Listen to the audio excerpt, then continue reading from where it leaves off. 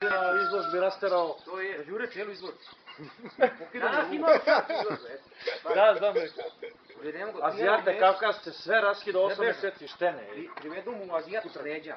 Sedi on pored sate, zato ga drži, priča sa njegovim kolegom, došao i sada gleda malo izložbu, razgovara njih dvojica, ja držim metu. Pratim kad će da prozove ocjenjivanje, da je uvedem u ring. Nikako da krene da ocjenjuje kuje.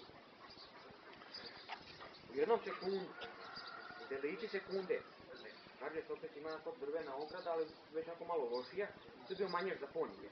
Pa su valjda ih odatle iselili, premestili drugi manjež, neki mangup, ovakav. Ej, bav kamerata ne znam. Glave, vodi Azijata, krivio mu s leđa, da ga napada. Karđe u tog momenta, kad je njega opet ne može nam 2,5 metra od sebe, ukrenuo si kroz ograd. Ne da preskoči, je počeo šapanom da kida, da lomi, uturio glavu da ga štepa. Onaj Kjer kad je vidio zla očima, red kod i gazda i Kjer.